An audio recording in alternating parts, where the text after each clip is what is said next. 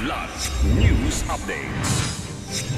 Mga balita ngayon, 3 NPA sumuko sa Agusan del Sur, pamilya muling nagkasama. LTO at NBI ni-raid ang illegal na surplus car dealer sa Digos, 35 sasakyan nasamsam. Big-time drug suspect sa Cebu, arestado. Ako po si Cesar Sorian para ihatid ang mga nangunang balita sa buong kapuluan ngayon.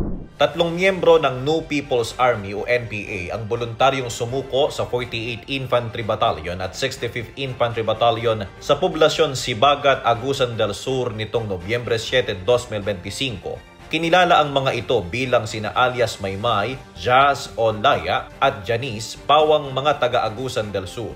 Bukod sa pagbabalik loob, muling nagsama ang kanilang pamilya matapos ang 4 na taong pagkakahiwalay. Isa sa ilalim ang 3 sa ECLIP program para sa tulong pinansyal at kabuhayan. Patuloy namang nanawagan ng 48 IB sa iba pang rebelde na magbalik loob upang makapagsimulang muli ng mapayapang buhay.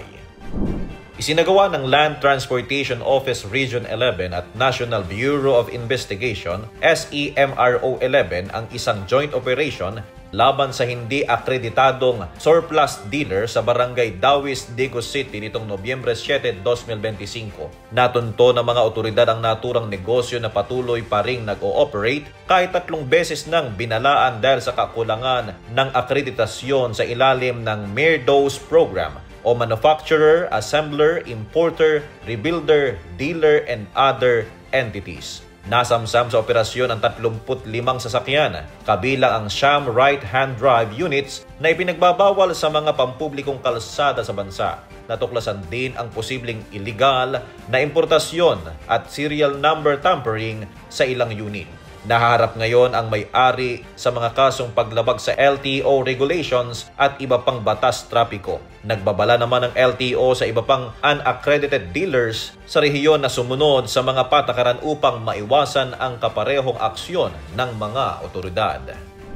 Arestado ang 49 anyos na si Michael Gonzalez Sustino, itinuturing na regional drug target sa bypass operation ng Cebu Provincial Police Office o CPPO nitong Nobyembre 6, 2025 sa Barangay Santa Cruz, San Francisco, Cebu.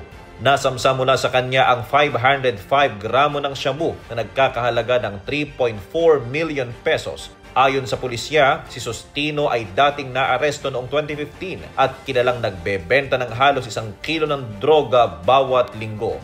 Kasalukuyang siyang nakapiit at nahaharap sa kasong paglabag sa Republic Act 9165 o ang Comprehensive Dangerous Drugs Act of 2002.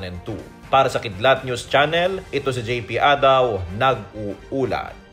Ako po si Cesar Sorian, kasama nyo sa bawat pagputok ng balita.